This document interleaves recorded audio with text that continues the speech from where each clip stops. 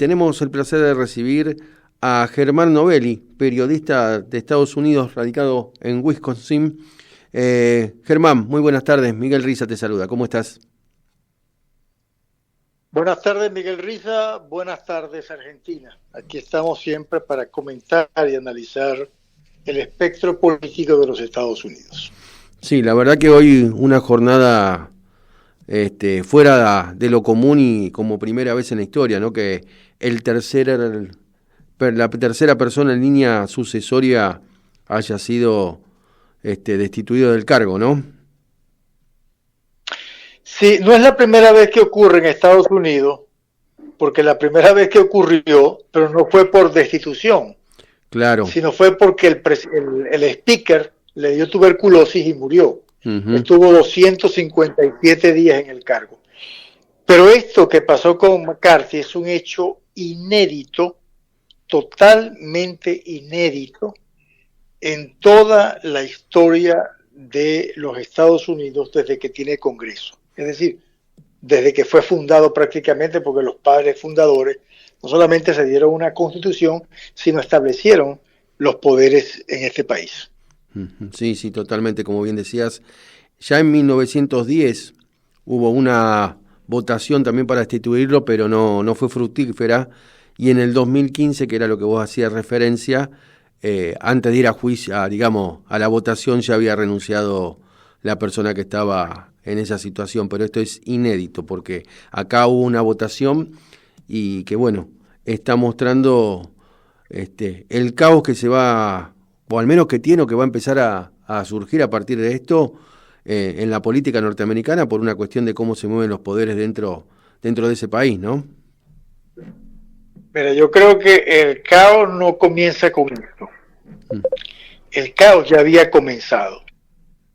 Básicamente la elección del speaker de la Cámara, como se conoce al presidente de la Cámara de Representantes, era una elección de acuerdo donde el partido, con la mayoría de representantes, designaba a quien iba a ser la cabeza de la Cámara de Representantes, porque el Senado de los Estados Unidos, por Constitución, automáticamente se le asigna a la vicepresidenta, en este caso Kamala Harris, o al que sea vicepresidente de los Estados Unidos. Pero es una figura decorativa, aunque tiene el derecho a voto cuando las votaciones en el Senado son empate.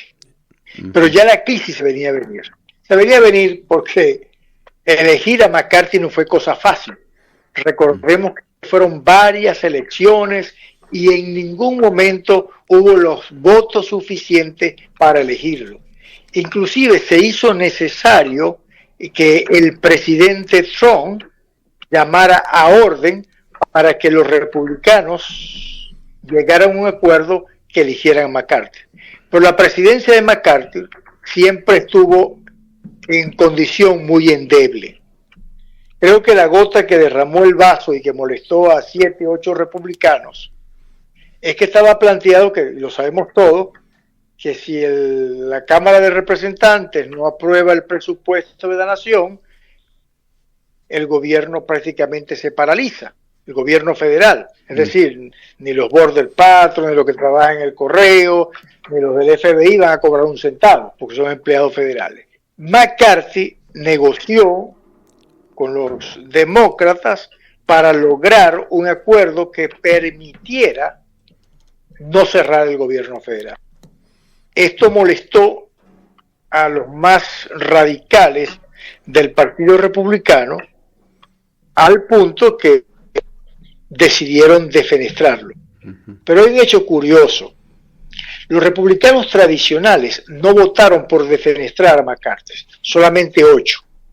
Ellos, los representantes demócratas fueron el factor fundamental para que pudieran alcanzar los votos suficientes y salir de McCarthy. Es decir, en esa conspiración del sector más recalcitrante de los republicanos, fueron imprescindibles los votos de los demócratas. ¿Qué nos presenta eso? Nos presenta al Partido Republicano, que ya tiene suficientes problemas con su variedad de candidatos, y con uno que está con un pie en la cárcel y otro afuera, como Donald Trump, se les va a complicar aún más el panorama político. ¿Quién es el triunfador en esto? Yo creo que el debilitado Biden, y digo debilitado porque los niveles de aprobación del presidente Biden están muy bajos.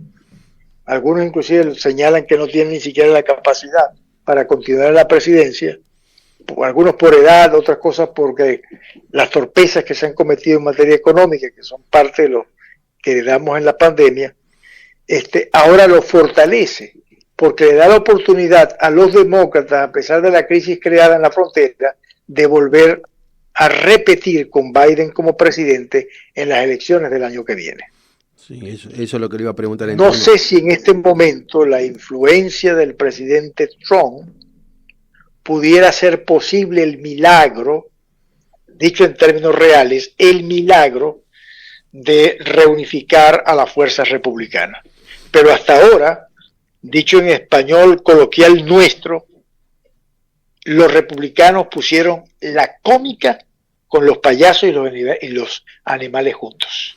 Sí, a eso es lo que... Porque mostraron al mundo, no solamente a Estados Unidos, demostraron al mundo la debilidad de poderse raspar al tercer hombre más importante en la línea de gobierno de este país. Sí, a eso es lo que iba yo en función a las elecciones del año que viene, y al mismo tiempo está mostrando, creo que en todo el sistema político norteamericano, tanto en materia exterior económica y como doméstica, la debilidad y la decadencia que se está viendo hoy por hoy en torno a cómo se está manejando esta gestión, ¿no? Sí, inclusive, Miguel, el punto yo lo veo mucho más allá.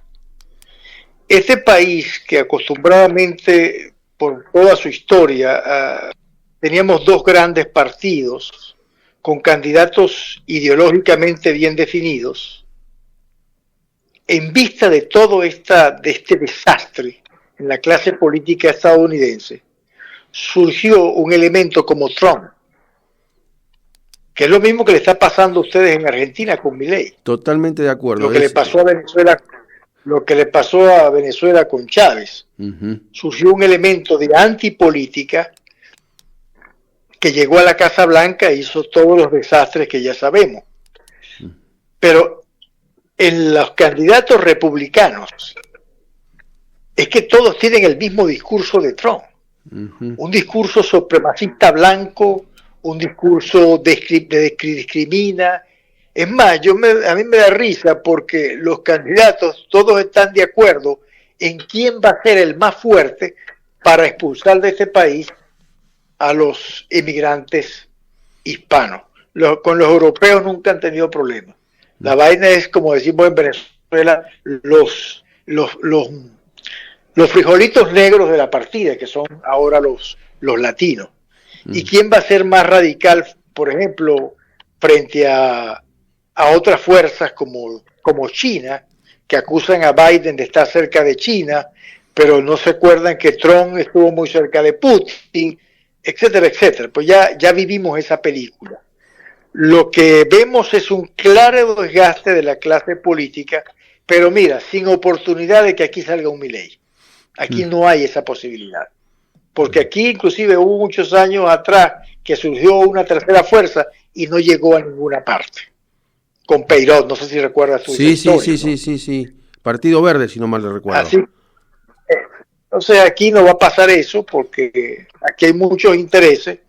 Y creo que al final los republicanos, que son la mayoría que estuvieron en contra de la defenestración, van a llegar a acuerdos para elegir entre los que quedan una persona que pueda suplir en el cargo a McCarthy. De hecho, ya McCarthy dijo que él no iba a volver a aspirar, que su nombre no estaba en la mesa para ser nuevamente el presidente de la Cámara de Representantes.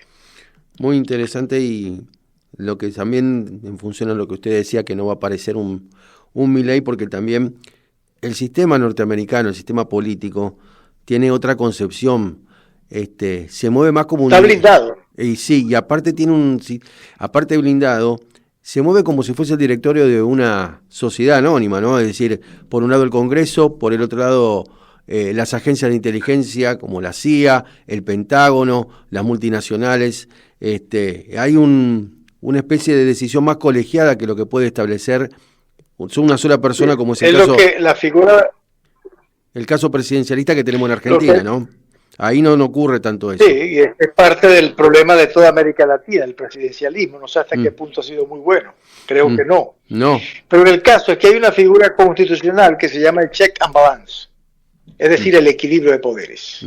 Que eso está, y como eso tú lo dices, suena fuerte, suena feo, pero este país funciona como una gran corporación, donde yo he llegado a la conclusión, y está a la vista, que los Estados Unidos no tienen amigos.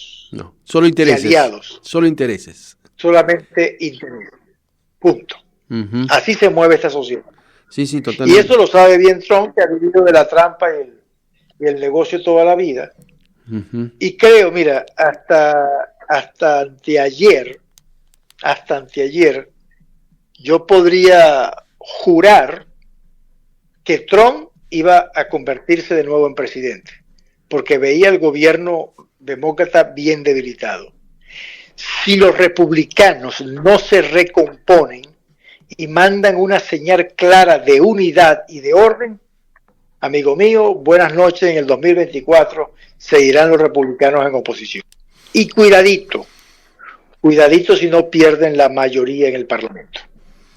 Es que, por lo que usted me está contando, Germán, lo que veo ya que hay una fractura dentro del Partido Republicano a partir de esta situación al mismo tiempo, ¿no? Como que de un lado hay un sector un poco más ultraconservador y por otro lado un sector más dialoguista. ¿Puede ser a que sea así, a mi modo de ver? Yo lo que creo es que el Partido Republicano se ha convertido en una secta fundamentalista. Qué tremenda, un líder supremo. Qué tremenda definición que ha dado, ¿eh? Una secta fundamentalista donde hay 4, 5, 6, y mira, si tú los escuchas y lees lo que escribe y lo que mandan en las redes sociales X, que antes se llamaba Twitter, te das cuenta que el discurso es bien incendiario, pues. Y hay muchas cosas que están pasando en Estados Unidos, que están pasando desapercibidas, por lo menos el resurgimiento de la supremacía blanca, que desde los tiempos de los 60 no se veía, incluido el Ku Klux Klan. Sí, un poco también. Entonces yo creo que continúe. Las grandes corporaciones de este país son las que van a decidir qué va a pasar. Y las grandes corporaciones le van a decir a los republicanos, o se ponen de acuerdo o no hay más plata. Así de sencillo. Usted hablaba de esta vuelta, digamos, al tema de la cuestión blanca, ¿no? Y de las corporaciones. Y me hace acordar un poco que algunos dicen que se había perdido el tema del famoso WAPS norteamericano con Barack Obama, y ahora es como que vuelve a tomar fuerza y tratar de reivindicar esa digamos, cultura política que tenía siempre Estados Unidos. Sí, porque Obama inclusive se convirtió en un signo esperanzador de un país más diverso. Los afroamericanos o afrodescendientes no solamente podían votar y montarse tranquilamente en los autobuses, ya no era el caso como la señora Rosa Parks, sino que ahora tuvieron un presidente afroamericano y no por un periodo de 4 años. Obama estuvo 8 años como inquilino de la Casa Blanca. Entonces dio que Estados Unidos había madurado. Pero los 4 años de Trump sirvieron para, como dice Juan Luis Guerra, la guagua anda en reversa, de retroceso otra vez. Sí, totalmente de acuerdo. Y algo que influyó también un poco en esto pudo haber sido la pandemia y la cuestión de Ucrania. Bueno, hay una disputa entre los republicanos sobre los fondos a Ucrania. Y la gente no lo percibe, pero hay una razón lógica debajo. Los republicanos estuvieron y están admirados de Vladimir Putin. Número 1. Número 2, el soporte que ha podido brindar la administración Biden a los esfuerzos liberadores de Ucrania prácticamente presentan a Biden como un protagonismo de influencia internacional al punto de que ha podido aglutinar a los países de la OTAN para respaldar a Ucrania. Entonces, bombardear esa posibilidad, una derrota del pueblo ucraniano, miren lo bajo que han caído los republicanos, significa una derrota a Biden y sus aliados. Sí, como que hay vienen cosas, vienen cosas bien interesantes en el futuro, en ese ajedrez político de Putin. Porque acuérdate que Putin se ha metido después de la era Yeltsin, que él vino a acomodar a Rusia y lo primero que tuvo fue el interés económico. Los precios petroleros le dieron con el traste a ese crecimiento económico de Rusia. Él ahora está penetrando la oposición prorrusa que hay en muchos países de Europa para así romper el bloque de la OTAN en contra de él.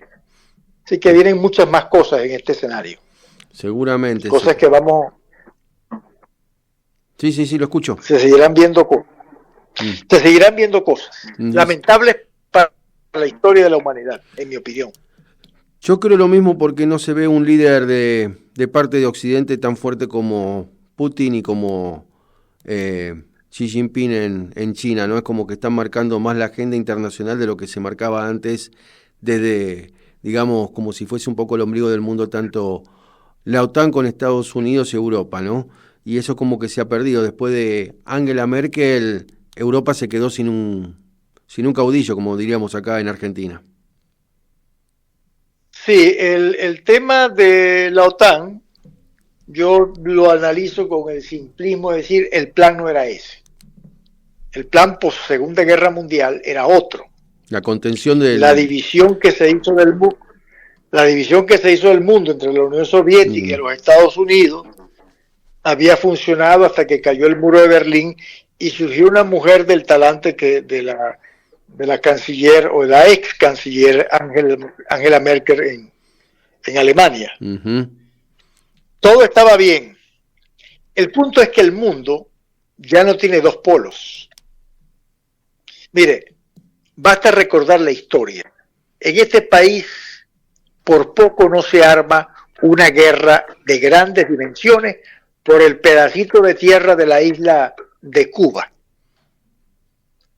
Cuando la crisis de los misiles en el 63 en el tiempo del presidente Kennedy. O sea, el mundo estaba enfrentado y parte de la historia de las guerrillas de izquierda en Centroamérica y en Sudamérica estaba vinculada, y también grupos extremistas que funcionaban allí en Argentina, vinculados a esa ola comunista. Cuando se deshizo el mundo bipolar, dio paso a un mundo multipolar, donde China, Rusia, hasta Corea del Norte son protagonistas en este ajedrez político. Y lo que vemos es que todos están en un extremo, ¿no? Un extremo muy peligroso, porque además yo no veo posibilidades de acuerdo alguno. Yo no sé si ustedes pueden recordar la reunión que tuvo en Moscú el presidente Reagan con el presidente el primer ministro de la Unión Soviética, que fue Mikhail Gorbachev, sí, el hombre autor de la perestroika. Pero habían dos líderes poderosos que podían entenderse. Había un acuerdo de entendimiento. El problema es que los chinos, que eran prácticamente nada, los chinos lo que tenían era chino y territorio, pero eran prácticamente una nación subyugada, colonizada prácticamente. Han tomado tanto cuerpo que a veces yo pienso que los chinos son dueños del mundo, ¿no? Porque hasta una camiseta de los Dodgers de Los Ángeles dice Made in China. O sea, estamos totalmente penetrados. Corea del Norte está decidiendo apoyar a Rusia cuando todo el mundo sabía que Corea del Norte era un país despreciable, pero ahora tiene protagonismo político en el orden internacional. Europa está en decadencia, porque ni siquiera pudieron fortalecerse de tal manera que le dijeran a Putin, una pata que pongas en Ucrania, vamos todos contra ti. Eso no fue posible. Si hablamos un poquito... No estoy de acuerdo porque tienen miedo. Sí. Tienen miedo. Totalmente, porque ellos... ¿Se acuerdan el 90? Tienen miedo que el loco apriete los botones rojos. ¿Qué es lo que había pasado en la guerra de Yugoslavia? En la década del 90. Exactamente. Que la OTAN ahí se intervino. Y acá no ha intervenido nadie. Bueno, prácticamente la Yugoslavia desapareció. Exactamente. A raíz de aquel mariscal que había llamado Josip Broz Tito, que era el dueño de Yugoslavia, y yo no sé si para bien o para mal. Lo siento que después que salió Tito, los ex yugoslavios empezaron a caer a tiro. Y sí, porque empezaron se dividieron en facciones. Exactamente, tanto religiosas como culturales, como étnicas también, ¿no? En fin, una larga historia también la de la ex Yugoslavia, hoy Croacia, Macedonia, Kosovo y todo lo que se ha desmembrado desde ahí. Pero volviendo al tema que usted hablaba de la OTAN, es muy cierto, es como que no se ayornó la OTAN a los tiempos de hoy, porque en su momento de creación era una contención para que no avanzara el imperio soviético, a través de lo que había creado también Rusia con el Pacto de Varsovia. Sí, y el muro era de alguna manera la señal de que ellos habían acordado la composición. Yo el año pasado estuve en Alemania y estuve en Berlín. Y pensando en la señora Merkel, yo no sabía de qué lado de Alemania estaba, porque prácticamente esta mujer, Berlín es una sola, y el Berlín atrasado que hubo en la caída del muro ya no existe. Ya es todo un solo Berlín, una sola Alemania, que parece que dejó atrás las huellas del comunismo. Ellos hicieron un buen trabajo, pero ya no está Angela Merkel. No, es que lamentablemente no dejó un delfín ella. Ni está Margaret Thatcher tampoco en el Reino Unido. No han quedado, como dije usted, la decadencia... Está Charles de Gaulle en Francia. La decadencia de Europa se ve ahora muy clara porque no hay caudillos y al mismo tiempo está, digamos, no ayornándose, y por otro lado no hay una renovación de autoridades, porque todo lo que aparece es como que un cajón, digamos, un poco viejo todo, ¿no? Porque la juventud no se está involucrando y hay poca juventud también en Europa. Pero además de eso, porque las nuevas generaciones, desafortunadamente para el mundo, no les interesa la política. Porque ser político es sinónimo de ser ladrón. Entonces no se incorporan. Los jóvenes se mueven a votar de forma muy emocional, muy visceral en algunos casos, en mi opinión. Y eso se debe a que los antiguos liderazgos no se encargaron de formar las generaciones de relevo, sino en corromper, y lo vemos en América Latina, a las generaciones de relevo. Y a la clara está a la vista lo que está viniendo, ¿no? Sí. Lamentablemente. La crisis económica de Fernández en Argentina es garrafal. El Producto Interno Bruto de Argentina cayó, se desplomó. Es una de las economías más endebles y en retroceso de América Latina. Y con una cantidad de recursos que muy pocos países tienen, eso es lo que no se entiende a veces. Bueno, pero bueno, los pueblos nuestros son especiales a la hora de elegir. Después de toda la evidencia en contra de la señora Kirchner, Cristina Fernández de Kirchner,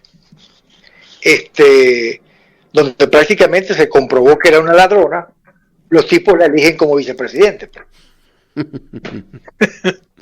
Sí. Por eso es que estamos como estamos, ¿no? Por eso siempre seremos llamados el tercer mundo, porque somos el tercer mundo. Sí, totalmente. Eso de también que se había creado a través del mundo bipolar con la Guerra Fría, ¿no? Los países no alineados.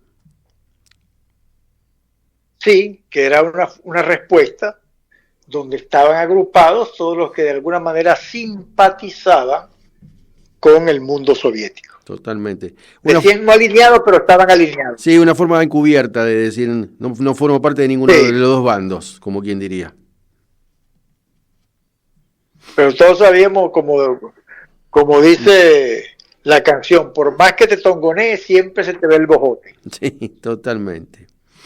Germán, le agradezco enormemente la charla por todo lo que hemos conversado y los análisis que hemos hecho y viendo un poco la historia, ¿no? Y cómo se van diluyendo aquellos países e instituciones que en una época tenían una política de desprestigio más que con solo nombrarla ya uno sabía de qué estaba hablando, y hoy se está diluyendo todo en todas partes del mundo, lamentablemente. Así es, yo pienso que el tema de los republicanos es un show que apenas comienza. Sí, esto. Estemos pendientes de los próximos capítulos. Seguramente, y no va a haber vamos a tener otra oportunidad para seguir charlando, y esto es como, digamos, la antesala de lo que va a venir en la campaña para el año que viene para Estados Unidos, ¿no? Así es. Germán, así es. Muchísimas gracias por la charla, y bueno, vamos a tener seguramente alguna otra oportunidad para seguir conversando de lo que va aconteciendo en Estados Unidos y en el mundo también. Muchas gracias por estar. Muchas gracias, Miguel, gracias a tu equipo en la cocina de las noticias. Buenas tardes, Argentina. Muy buenas tardes, gracias. Era Germán Novelli, periodista de Estados Unidos, radicado en Wisconsin.